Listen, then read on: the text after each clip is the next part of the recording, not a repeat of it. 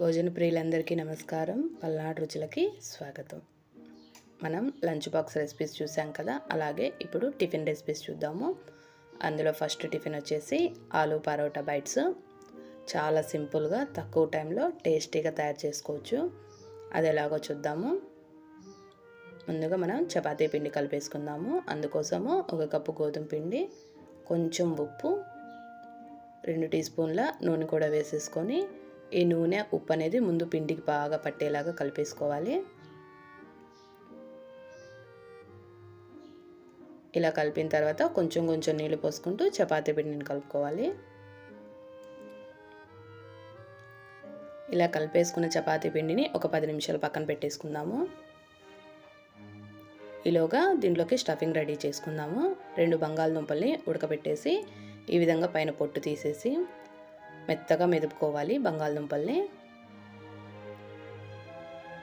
ఇలా మెదిపేసుకున్న తర్వాత వీటిలోకి సన్నగా తరిగి పెట్టుకున్న ఉల్లిపాయ ముక్కలు, సన్నగా కట్ చేసుకున్న కొత్తిమీర, అలాగే సన్నగా తరిగి పెట్టుకున్న పచ్చిమిర్చి, కొంచెం జీలకర్ర, కొంచెం పసుపు, కొంచెం కారం, కొంచెం గరం మసాలా, ఉప్పు కూడా వేసేసి మొత్తం కలిపేసుకోవాలి.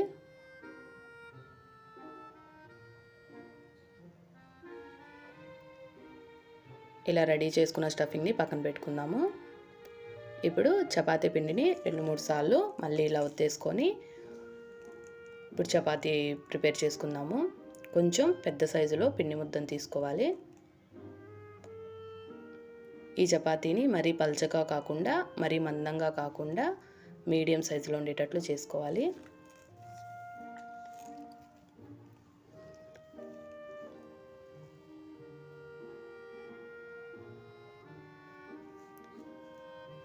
ఇలా ఒత్తేసుకున్న తర్వాత చపాతీని మనం ఇందాక రెడీ చేసి పెట్టుకున్న స్టఫింగ్ ఉంది కదా, ఆ స్టఫింగ్ మొత్తము ఈ చపాతీ మీద అప్లై చేసేయాలి. ఇలా ఫోర్క్తో అయినా అప్లై చేయొచ్చు, లేకపోతే చేతికి కొంచెం నూనె రాసేసుకొని ఈ విధంగా స్ప్రెడ్ చేసుకోవచ్చు. ఇలా మొత్తం స్ప్రెడ్ చేసిన తర్వాత వీడియోలో చూపిస్తున్న విధంగా చిన్నగా రోల్ చేసుకోవాలి. ఇలా రోల్ చేసేసిన తర్వాత చాకు తీసుకొని చిన్న చిన్న పీసెస్ కట్ చేసుకోవాలి.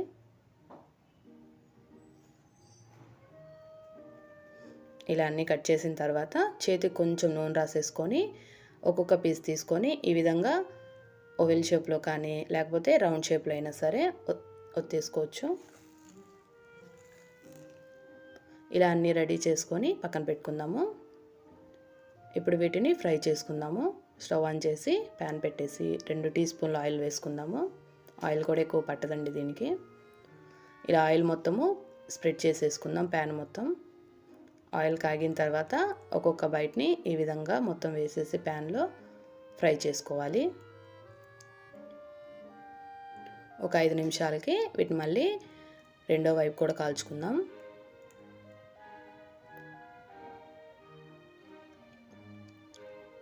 ఈ విధంగా ఒక వైపు కాలిపోయినాయి కదా, మొత్తం ఫ్రై అయినాయి కదా, ఇప్పుడు మళ్ళీ రెండో వైపు కాల్చుకుందాము. ఇలా 2 వైపులా గోల్డెన్ బ్రౌన్ కలర్ వచ్చేదాకా ఫ్రై చేసుకోవాలి.